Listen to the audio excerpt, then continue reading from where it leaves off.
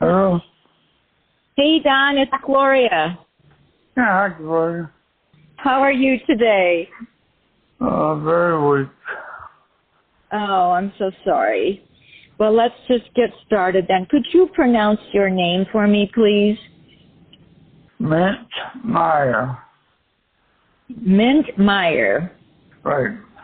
So I'm talking with Don Mintmier, and it is November 22nd, 2022. Don, tell me, how did you first hear or learn about Mennonite Disaster Service? Well, I was at a breakfast at a Mennonite church, and I heard about a free trip to Alaska. So, me said, yeah, I'll go. But then I fell in love with service, and I signed up for long-term as soon as I got back. So were you still working full-time when you first learned about it? No, I was retired. And if it's okay, may I ask how old you are? 84. So your first service was in Alaska. Tell me a bit about what you discovered when you got there. Well, it was very nice weather then. It was cold in the morning. There would be ice on stuff in the morning, but by 9:30, 10 o'clock, sun was out and it was all melted. We built log cabins there, I think 11. What was the disaster? It was a flood on the Yukon River. It built up ice in the spring. It couldn't get around the corner, and it just took the whole town of Vigo out. So how long were you there? I was there 2 weeks. They were flying 16 people in and back out every 2 weeks. So you had to fly in. Yeah, it was a dirt runway. We flew in to Eagle. And once you got started with MDS, then you just couldn't stop? No, I fell in love with service, and I signed up for long term, and I just kept going 9 weeks at a time, every year, twice a year. Then after my wife passed away, I started 2 months out, 1 month home, 2 months out, 1 month home, 4 years straight through. Tell me about some of the other places that you went, and at some point you became a project director? Yes, I was in Far Rockaway, New York, after Hurricane Sandy, and Bert Ham was a project director, and he died on site. And that's when they asked me to fill in, and I was project director ever since. That was kind of immersion by fire. Yeah, it was. Tell me a bit about that experience. What was that like for you to suddenly, in the midst of a tragedy even? Well, I had some experience weekends and stuff as project director, but never full time. I had some really good project directors I learned from over the years, so I was pretty confident I could do it. Just briefly, what kinds of things does that make you responsible for? Making sure there's material on site, making sure the clients are okay with what we're doing, setting up crews, making sure we have a good crew leader that can care, make sure the vehicles are okay. Every weekend we check tires and oil and lights, and it's just managing the whole thing. I had good crew leaders to do the work, so if you have good crew leaders, it makes it a little easier for you. If you don't, then you gotta just extra work, managing people, different personalities, fires. One person thinks this is the way you ought to do it, the other one thinks that's the way you ought to do it. So they all work, you have to compromise. So it sounds like you had some good skills before you got there or started doing this that made you a good project director. Yeah, I had done some remodeling prior to that. I had enough skills to finish a house after the roof was on and all the frames done, but I tried to have a construction supervisor with me. But towards the end, I think I could have done it all. Talk a little bit about the people that you were actually building the houses for or making the repairs for. I'm sure you must have some stories. Well, yeah. Pick out the best one, I don't know. They were all very grateful. The last one I did was Shirley in Jennings, Louisiana. Shirley can't pronounce her name. I'm Ziegler.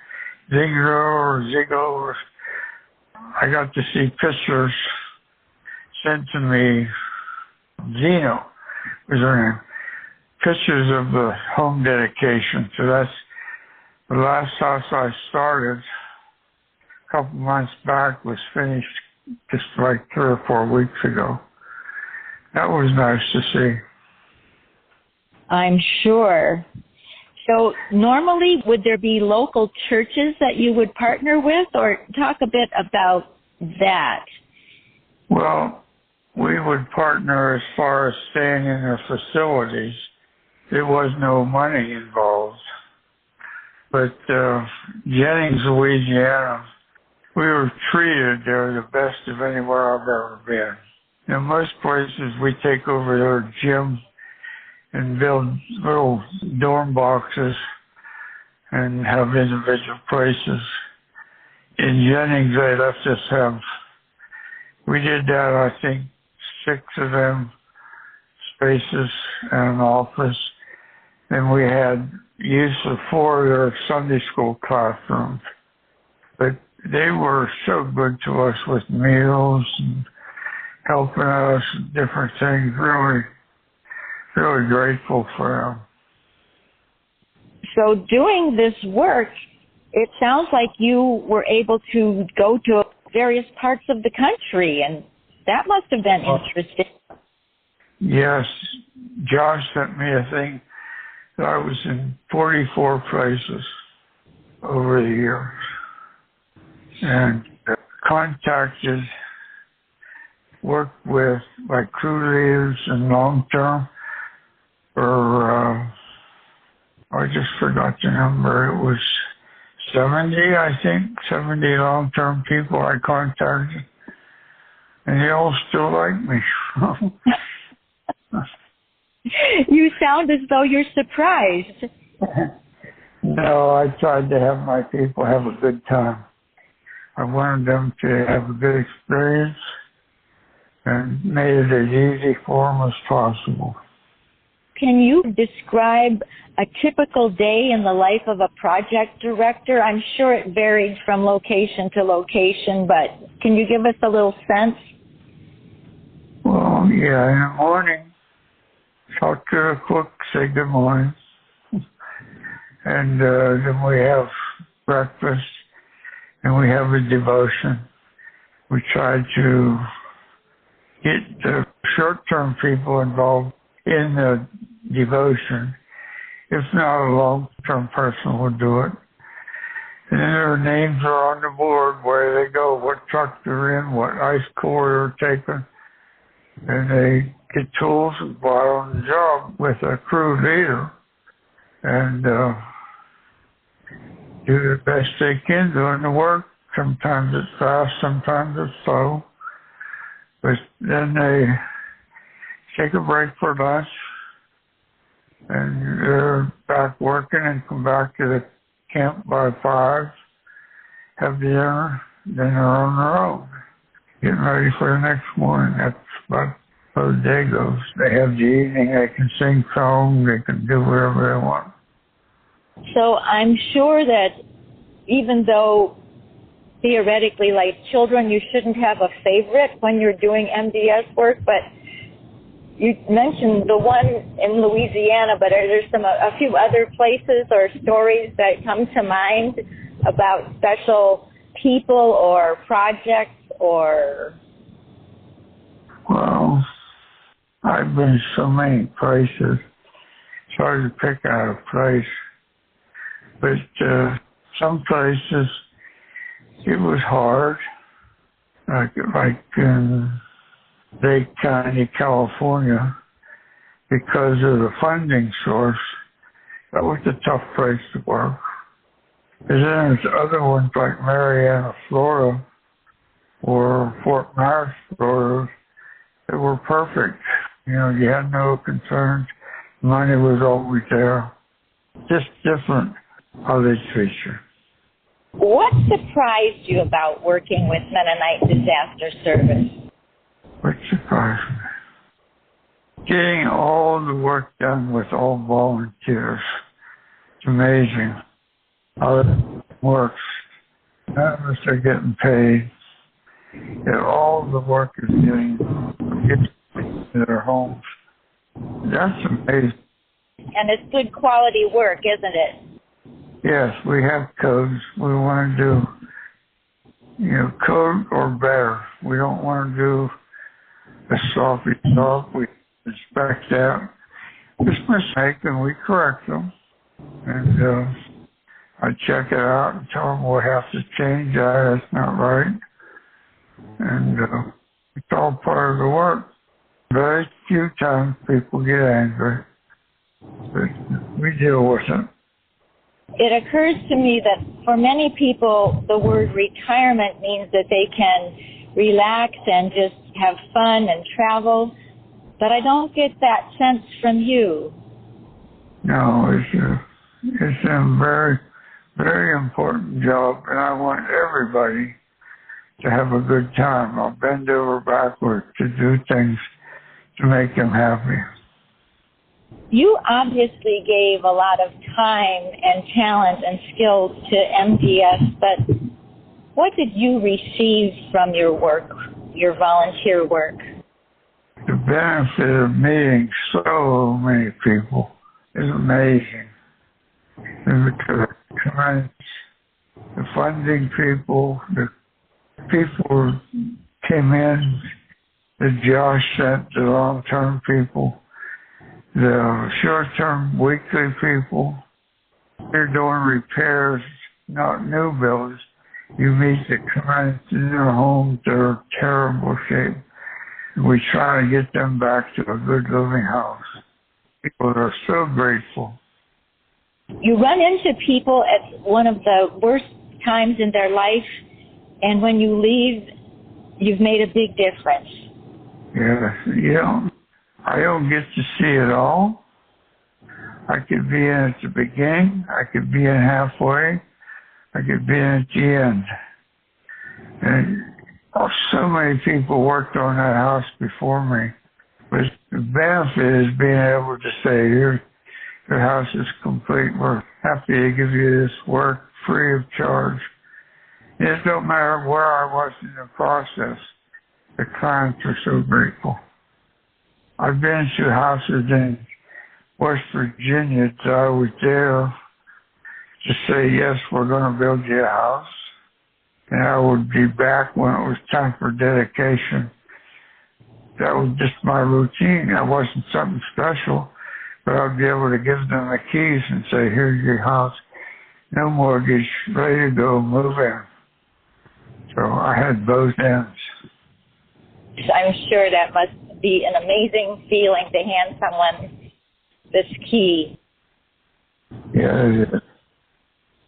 What would you say to encourage others, and especially younger people, to get involved with Mennonite Disaster Service? We usually tell them it's contagious. Once you do it, you had a good time, you want to do it again. And that's one of the reasons I try to have the short-term people have a good time, not be upset at what they're doing. Don't like to work. I try and tell them, this is part of the whole housework. You may be paying, you may be yelling up something you don't think is necessary, but I try to tell them it's all part of getting the people back into their homes.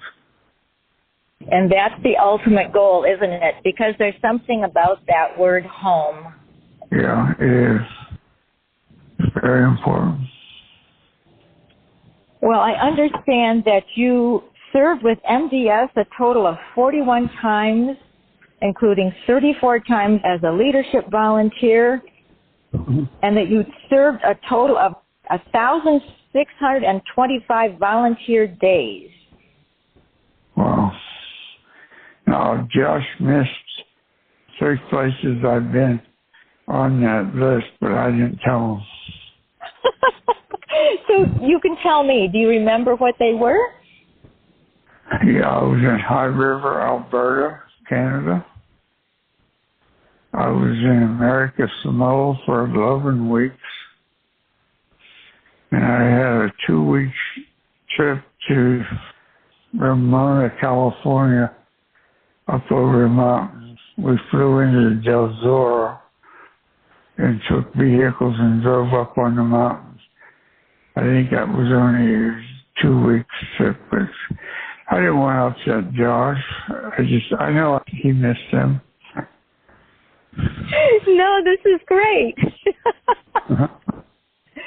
So you've flown into places, you've driven, have you taken a boat anywhere? I mean, just the forms of transportation to get to these places.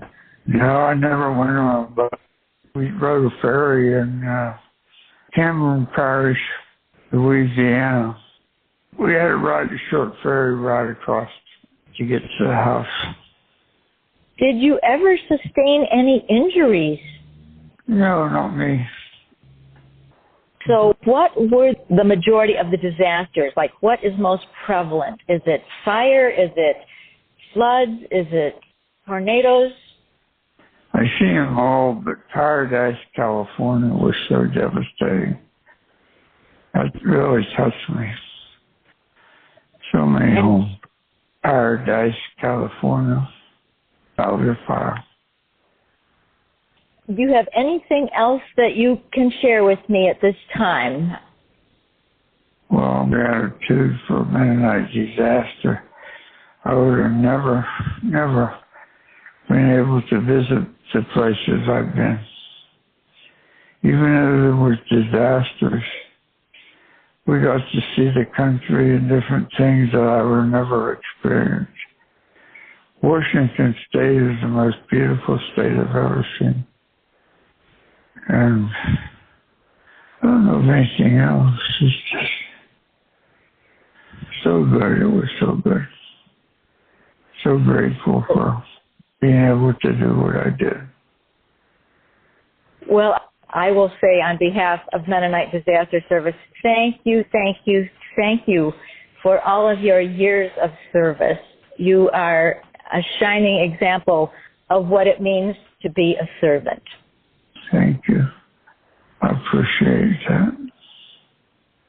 Well, Don, I know that it's been tough for you to talk, so thank you so much for taking this time to share just a few of your memories and your stories about your many years.